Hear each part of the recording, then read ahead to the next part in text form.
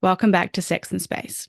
I'm Toshi, and this week we were thrilled to be joined by Dr. Paula Hall, a sexual and relationship psychotherapist who specialises in helping people affected by sex addiction and porn addiction. She's been working as a therapist for 30 years and runs the biggest clinic in the UK, as well as the biggest therapy training program for compulsive sexual behaviours. She's the author of several books and has peer-reviewed a number of papers, so we were super excited to dive into a conversation with her today about compulsive porn use. Let's get into the episode.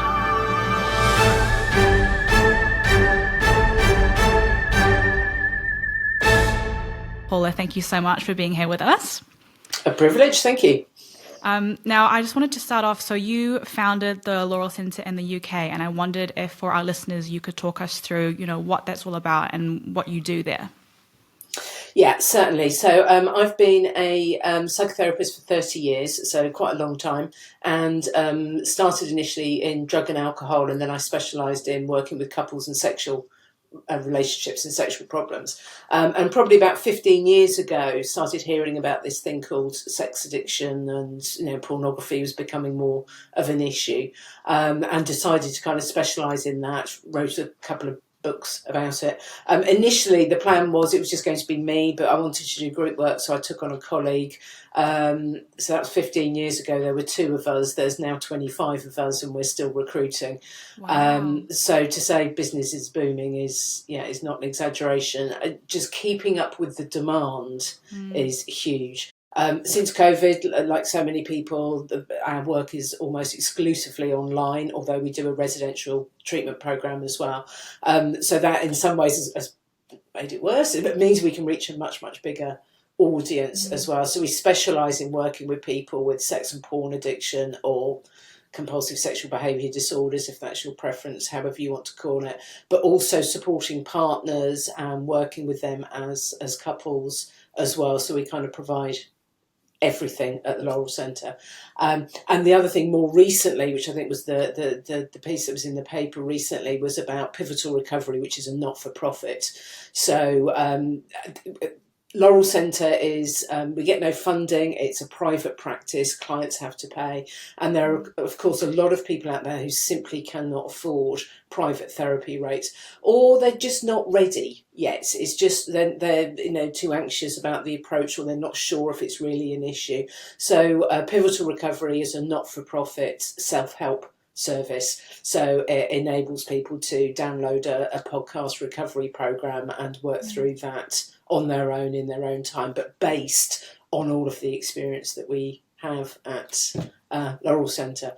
Slightly frustratingly though, because we struggle so much to keep up with the demand at the Laurel Centre, what's happened is that a lot of people now come to us from Pivotal Recovery. So I thought it was kind of signpost people away and give people a much lower cost alternative. But of course, for some people, it makes them realise, actually, I do need therapy, and I do need to go into this in a bit more depth. I should say we're a training organisation as well, so if there's any therapists out there who are keen to train in this area, we do. Our training is all on Zoom now as well, so desperately trying to create more therapists to meet the demand of this massively growing problem. Yeah, absolutely. And I wondered too, going back to what you were saying before, because some people, not everyone likes to use the term porn addiction. Some people prefer the term compulsive porn use. And I wondered what your thoughts were on that.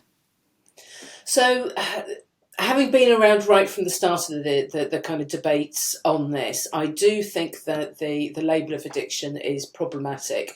And where we're at the moment in terms of the research is that it's not an addictive disorder. It's currently listed in ICD, which is the International Classification of Diseases.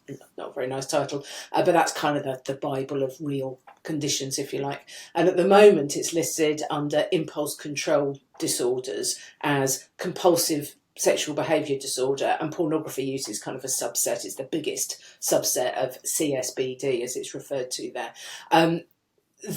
So that's part of the World Health Organization, and when they put the classification in, the working group said that actually we're going to see where we need to put it somewhere so that we can legitimise research and do more research, but we're aware it's not really a compulsion, because if you think of all the other compulsive behaviours, they're not about pleasure. So like compulsive hand washing or checking the back doors locked or making sure all your jars are lined up, you don't get any buzz out of that, which obviously the seek of the thrill is part of what sex and porn addiction is about, at least initially. So they were saying, we know it doesn't really fit with that. We know it's not even really impulse control, but we haven't got enough evidence yet that it is addiction. So they put it under that category. And I mean, so now that it has been legitimised as CSBD, a whole load of research is coming out constantly. I've just written a research paper on it, trying to summarise, and they keep bringing out another paper. It's going to be out of date by the time it's published. And I think researchers are fascinated by this and they want to know more. So working out exactly what the mechanisms are is part of that. But meanwhile, addiction is the later. That's what most people are calling it. So we continue to use that name because that's how people tend to see it. Okay. And in terms of understanding like someone's porn use, how do you work out at what point someone's porn use becomes problematic and it becomes this compulsive usage?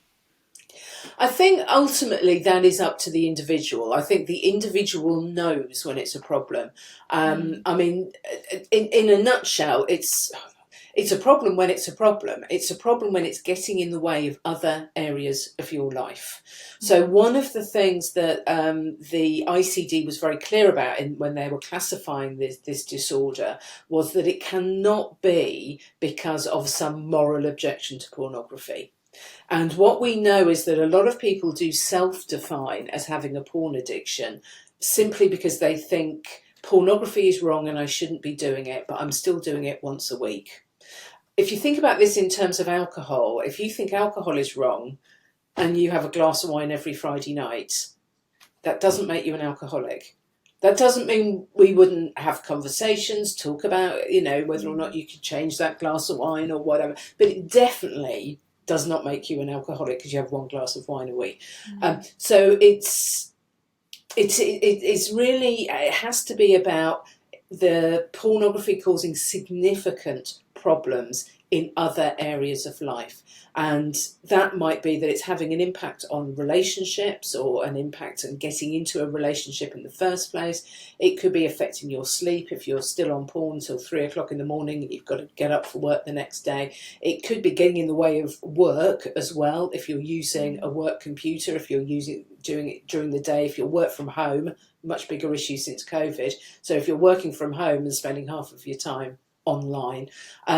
So if it's costing you money now, I mean, generally, I'm sure pornography is free, but often what people find is that after a period of time, it starts escalating to other behaviours that are paid for. So it goes to the webcam, it goes to the chat rooms, it goes to Googling sex workers, maybe visiting a sex worker.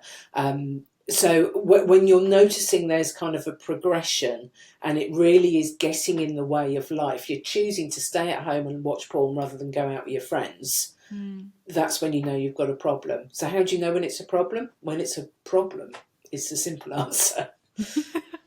And if someone listening is going, you know what, I think, that might be me, what message would you have to them to help them start to navigate like dealing with this?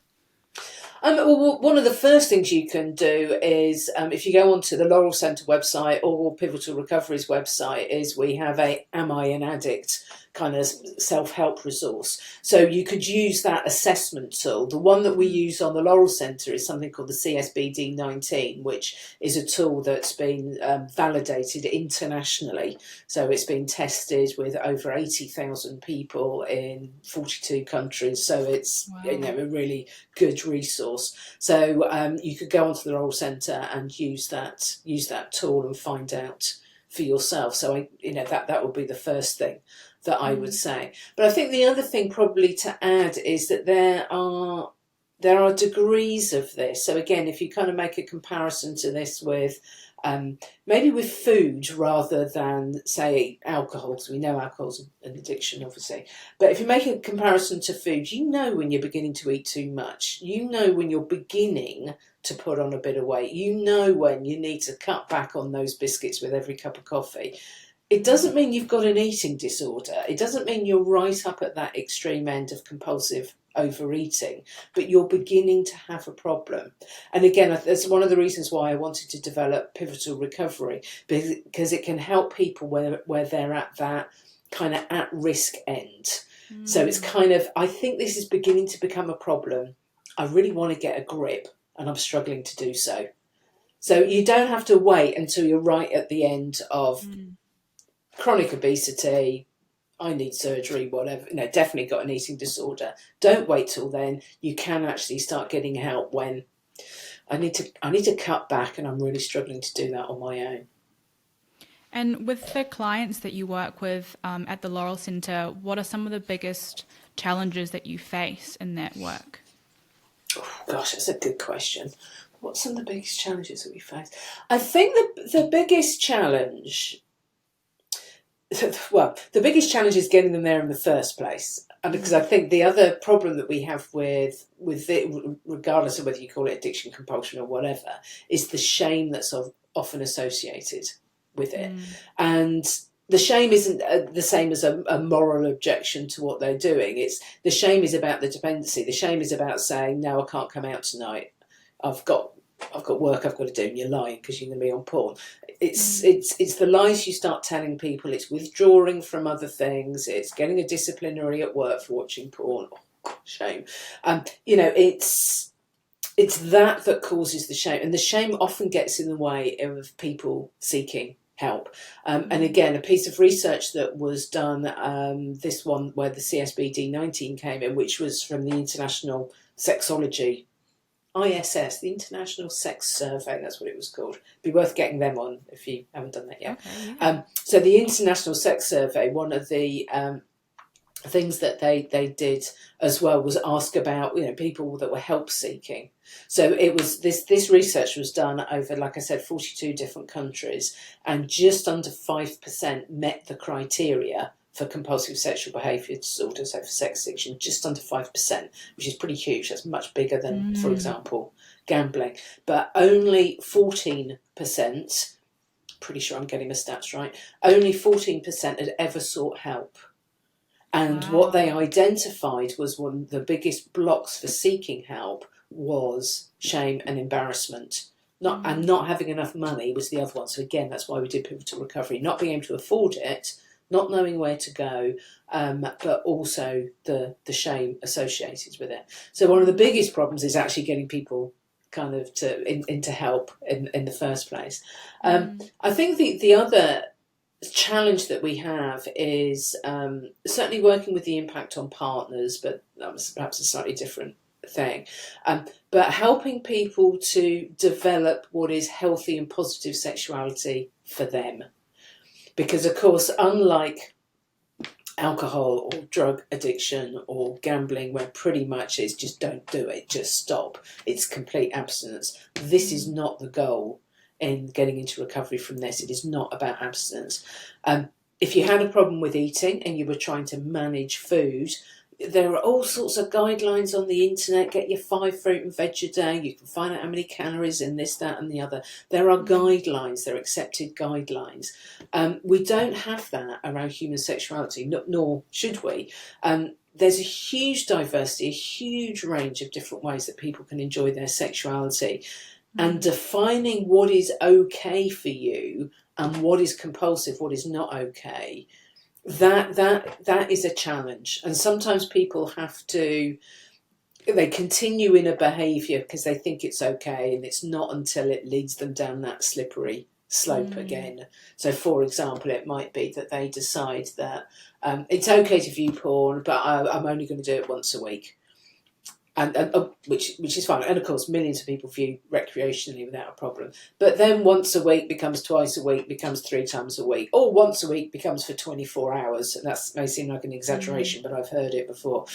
Becomes for 24 hours, and then they realise, okay, I can't control this. That needs to go. So yeah, biggest challenge: shame and identifying positive sexuality.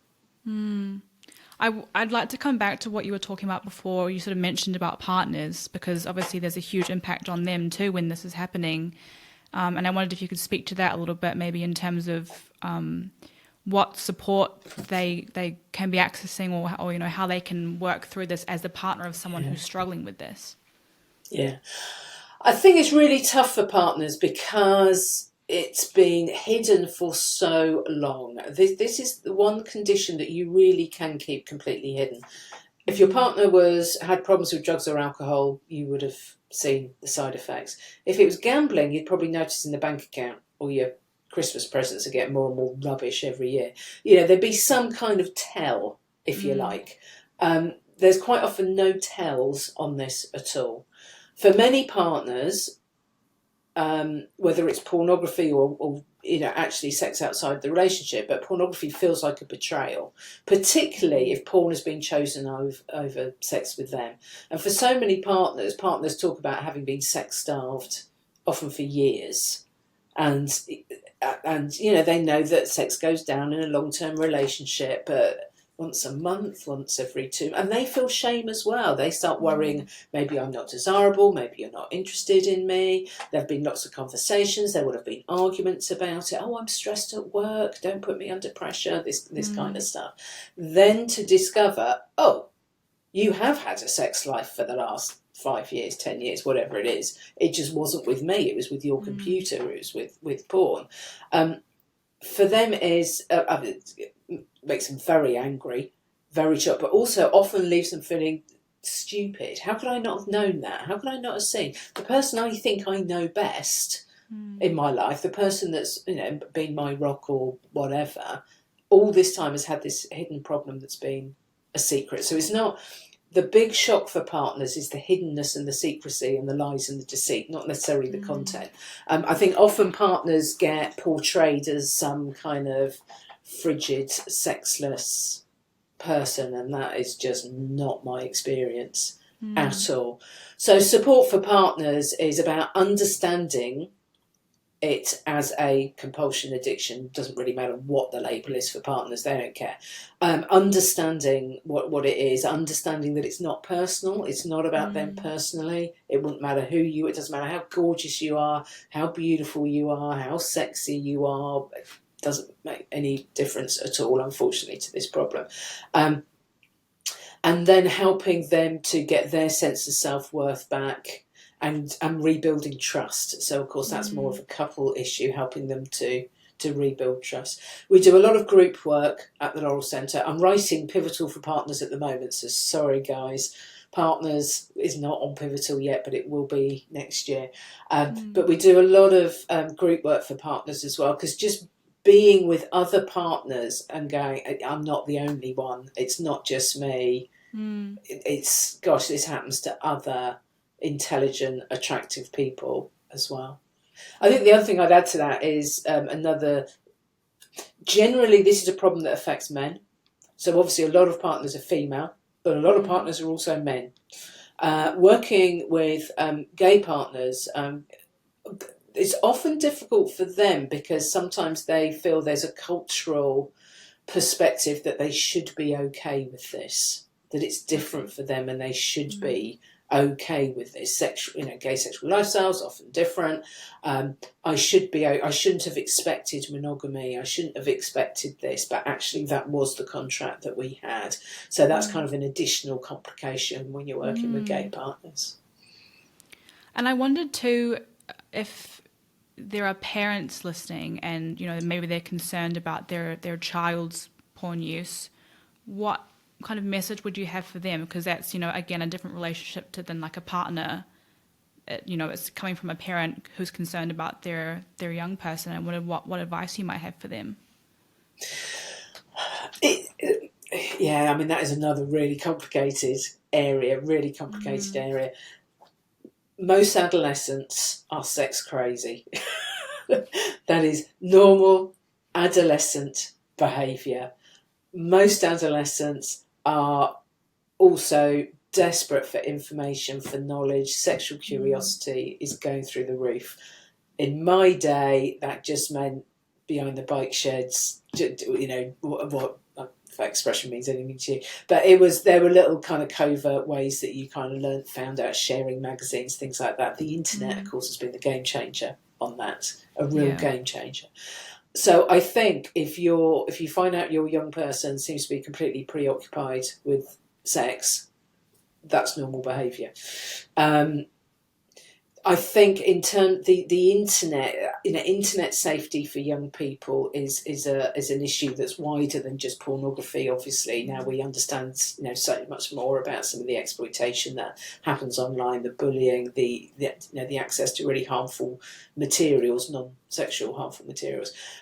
So I think it's something that parents generally need to get a lot more aware of what is going on online, and actually how to protect and have conversations about what is online. So I don't know what you have in New Zealand. In the UK, we have something called the Internet Watch Foundation, and they're pretty good at providing information and services.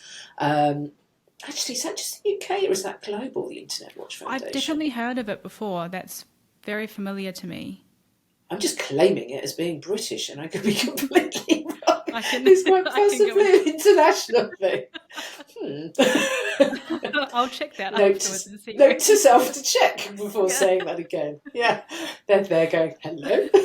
Anyway, but I think it is an international issue for sure. It is a massive international issue because, of course, the internet is international. So looking at how we protect young people, there are more and more porn protection software programs coming out that are really good. Some of the ones that I like particularly, there's one called a Custodio, which is good.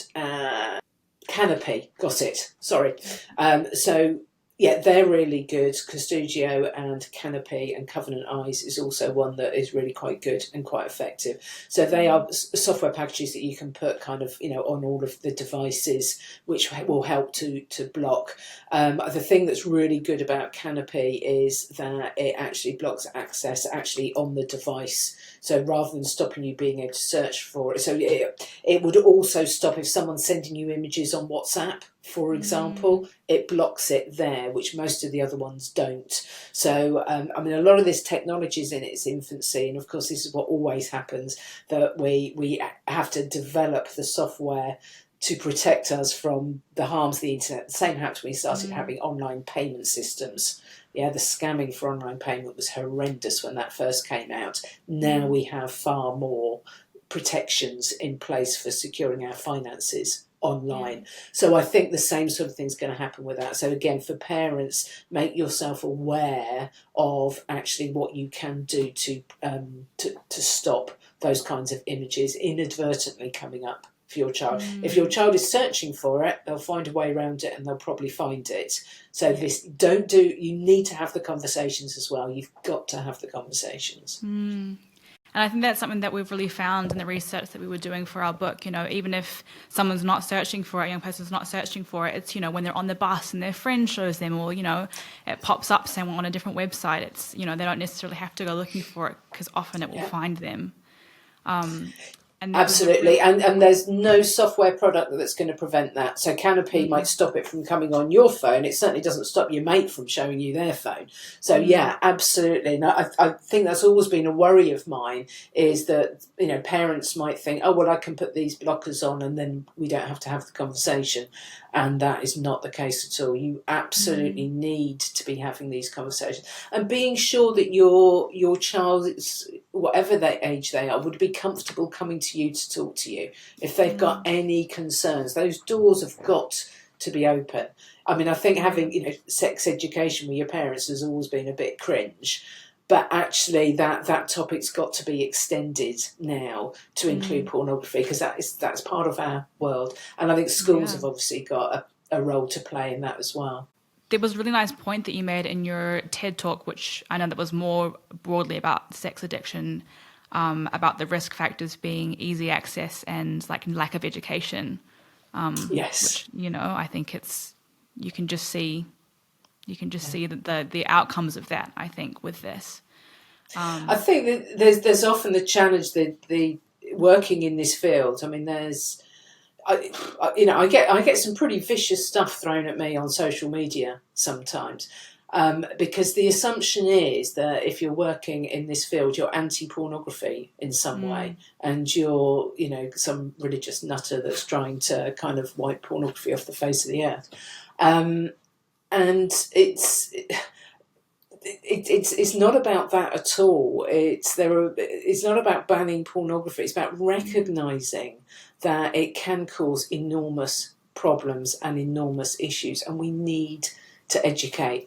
And use alcohol as an example. We know that alcohol causes massive problems in our society. It can cause huge problems to young people, which is why we try and stop them drinking till a certain age. It can cause, divorce, huge cost to society, health problems, physical health problems, mental health problems, huge issues. Violence, we know about the links between violence and alcohol.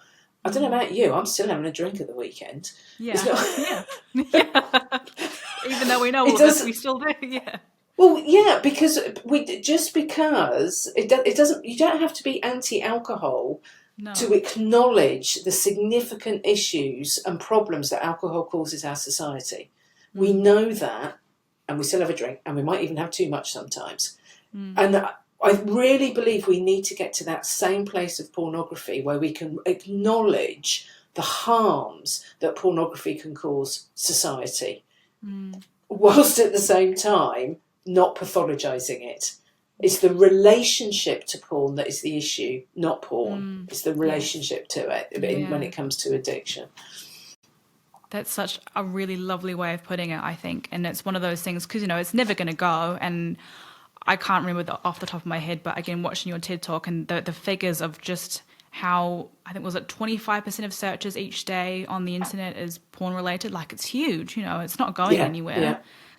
So it's really about, addressing our relationship to it and educating ourselves so we can have a better relationship with it that's healthier and less detrimental in people's lives. Yeah, absolutely, because it's the dependency on it that is the issue. It's where you become completely dependent and it is getting in the way of other areas of your life. You're completely preoccupied with it. But for many people, pornography has provided an opportunity for sexual expression that they wouldn't have otherwise. So thinking of people that aren't in relationships, that are housebound, whatever.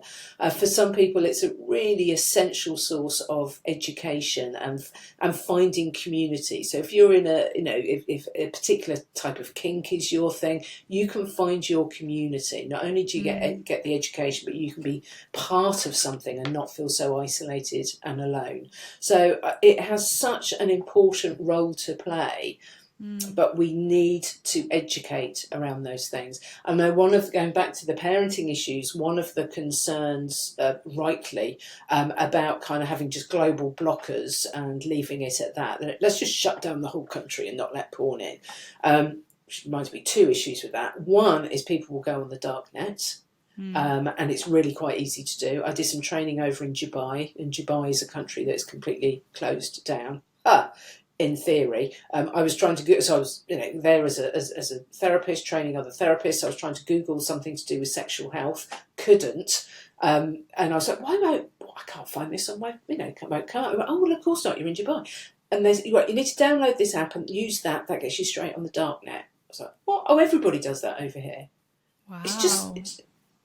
If you want any kind of sex education information. Maybe you need to find out about morning after pills, sort of stuff like that. You just jump straight on this app. I'm not going to tell you the name of it. I can't remember. If I could, I wouldn't say it. And get straight on the darknet. Where, of course, if young people are doing that, you are then open to so many other things. So like a global shutdown would be absolutely crazy. But if you just close down on the app, you are then potentially stopping your child from accessing information about STIs, about unwanted pregnancy, about LGBT issues, about gender issues, stuff where actually they do want to find their own education kind of thing. So that's the other challenge of some of these kind of apps and why it can never replace education. Yeah. And I wondered, like, from all of the work that you've done, because you've been doing it for such a long time, is there, a couple of things or like one thing in particular that you've learned from all of this research and this work that you've done that you'd like to share? One, Putting you on the spot here. I think. Interestingly, it's something that seems to be getting worse and worse, and actually hasn't changed. What I get really frustrated by, and I've kind of been talking about it, is how what should be a public health issue and an individual health issue turns into a moral debate. And so often when that happens, we lose the client. So is it an addiction or is it not? Are we pathologizing sexuality? Are we not? Should young people have the right to access whatever, or should they not? All of these are moral issues. They're important ones. I'm not saying they're not important. They're important issues that we need to be having. But all the time we're having those conversations, it feels as though it gets in the way of how you help John, Jane, just Joe Blogs, normal people out there that are coming forward with this problem.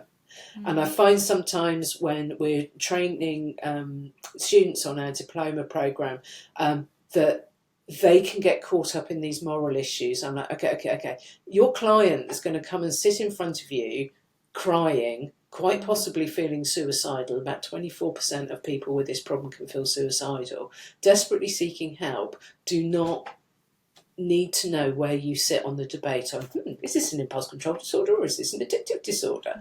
Is porn right or wrong? You need to focus on them. And I think so often we lose the person, the people that are genuinely struggling with whatever you want to call this problem, when we get caught up in the moral issues. And it's hard because so often on social media, people are having these debates and it's right at the forefront. So I can really see how it just gets kind of lost under all these layers of debate, moral debate. Yeah. And it's tricky to kind of swim out of that, I think, when that's what everyone's very concerned about talking about. Yeah, and I mean, if there was a way of just sort of taking the therapist out of it so that we could just focus on the clients, that would be great, but that doesn't. Yeah, it doesn't. And I guess the other problem with social media, which I see more and more, which is frustrating, is that people think that you can get your research information from that. And it's almost, I don't know if the book's out and you're tweeting, Xing it, it's not tweet anymore, is it? But you're getting it out there on social media. It just seems like some people can go, I read the index, that means I've read the book and I know what it's about, kind of thing. But with research papers particularly, people will do that. They'll post an image with one line highlighted, and then people go, oh yeah, but that paper says so-and-so. But yeah, that's one line out of a 6,000 words. Read the whole thing. Social media has made us very lazy at actually really knowing what the research is. It's challenging. Well, it's wanting that, like a really bite-sized bit of information, and sometimes, especially in an issue like this, you can't compress it into 2 sentences. It's more nuanced than that. There's more complexity to it, so you can't simplify Absolutely. it, Yeah. It's incredibly complex, and every single client is different. Every single client comes with their own story, and we've been talking a lot about the behaviour, and obviously when it comes to treatment, to helping people with this, yes, changing the behaviour, changing the unwanted behaviour, the problematic behaviour, whatever it is that's going to fit with how they want to live their lives, is part of it. But the other part is very much looking at what the underlying issues. So overcoming this isn't just about behaviour change. It is very much about understanding what's been driving this. And we know that for most people, there are some, emotional, psychological health issues that are underpinning this, whether it's to do with anxiety, depression, low self-esteem. There might be trauma going on in the background that's not being unaddressed. There may be attachment issues. So a lot of the work is about addressing that as well. And for me, compulsion, addiction, whatever it is, it's a symptom. That's the way I see it. These behaviours are a symptom of an underlying issue, and you absolutely need to be addressing that. If it wasn't, then you can just stop on your own. It'll be fine. If you continually fail to stop and stay stopped, and that's what you want to do, then there's an underlying issue that you need to be exploring and looking at. And again, what tends to happen in social media is we all get hooked up on the symptoms. We get, well, how many hours of pornography? Well, what type of pornography? So is pornography, it's all about the symptom. It's like having a huge conversation about flavours of alcohol. Yes, well, is it tequila? Well, I think tequila's okay. Well, I'm more of a Sambuca person. How odd that you like tequila. It's about the dependency on alcohol that's the problem, not alcohol. There is nothing wrong with alcohol. Yeah. It's the dependency on it that is the issue. And it's the same with sex and pornography. It's the dependency on it that we need to help people with, and what's underpinning that, and try and get away from the conversations of the morality of it. Or for me, that's what I need to do, because I'm a therapist. Other people can do that social policy stuff. So it's like going back to finding like the root cause of why that's happening. Yeah. Absolutely. Yeah. And why you can't stop. What's the function? Yeah. The porn use. So what we know from research, and this is relatively recent research that's being done, so this is on the neurology, looking at what's actually happening in the brain as well. When it comes to particularly compulsive pornography use, it starts off as seeking pleasure. Yeah, it starts off, and the pathways in the brain that are being activated are the reward pathways, and it's about pleasure. It's about seeking pleasure. Brilliant, fine, nothing wrong with that. As compulsivity builds, what they've seen in the brain is that different pathways begin to get involved. And rather than being something that's being done for gratification, for pleasure, it's done for relief, to relieve the craving.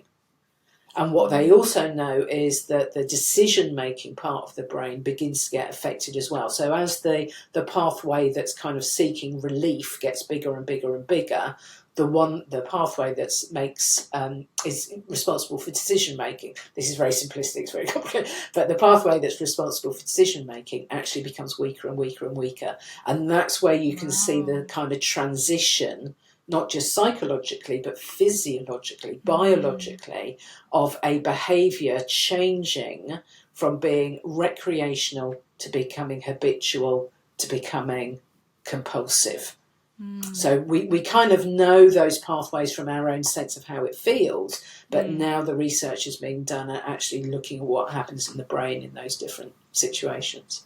Wow. Being able to like see it physically change is, I guess it's validating in a way, isn't it? To know that, if someone's thinking to themselves, why can't I just stop? Yeah. Why can't I just get a grip? Yeah, that's not just to do with the psychological underlying issues, is also to do with what's changing in your biology as well. So the approach that we take at Pivotal and at the Laurel Centre is what's known as a biopsychosocial approach. So understand the biology, the psychology, but also your individual social context and construct of what it means to you. Because obviously if you're single, it's different what recovery might mean compared to if you're in a monogamous relationship. It's different if you're male, female. It's different if you've got a religious belief. It's different if you're gay or straight, potentially.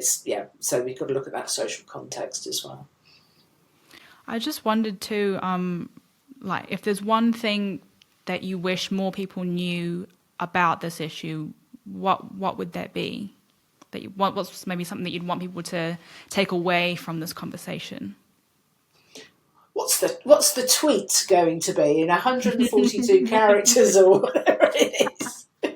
Yeah. Oh wow. I think it's a real problem that affects ordinary people. I think is the main thing, and help is out there. And I think that's it. It is a real problem. Whatever academics are debating in terms of what the real conceptualization is, and whatever the kind of social commentators are saying about sex and sexuality and pornography and the rights and wrongs, leave that out there to them. This is a problem that is affecting people's lives, and the help is out there. And just before we wrap up, I wanted to ask, is there anything that I haven't asked you that you'd like to share with our listeners about the work you do or your research? So Pivotal Recovery, I'd like to say a bit more about. Pivotal Recovery is a podcast-based self-help program. Basically, it's 15-minute podcast. You listen to the podcast, and then there's a workbook that you can personalise. So you personalise kind of what you've been listening to, what you've been learning about in your workbook. The really critical thing is that we've done a pilot study on it. So the program has been researched. We're expecting the results. I would expect the results to be out by the time this podcast goes out, actually. So it is evidence-based. It is a research-based self-help program. So, and of course that is available to anybody, and it's completely anonymous and confidential. Fantastic. We'll put all of the links to that in the description below, so anyone who's listening can go and find that and access that if they'd like to. So, I mean, I thank you so much, Dr. Paula. It's been a wonderful chat to have with you, and I'm really hoping that our listeners have learned something and can take something away from this, because I think conversations about this also really, really help. So thank you for giving your time today. We really appreciate it. You're welcome. Thanks for having me.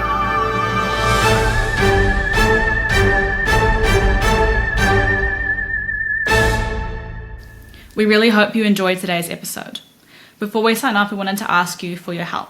Because we talk about sex, we keep getting shadow banned across a lot of social media platforms. And this not only makes it hard for us to be found, but it says that sex is not okay to talk about. Not only is sex okay to talk about, it's totally essential, because more knowledge equals better outcomes across a whole bunch of measures for all of us. You can make a difference, and the thing that we need from you is your active support. So please follow the podcast and sign up to our socials, Instagram, TikTok, YouTube, whichever you like.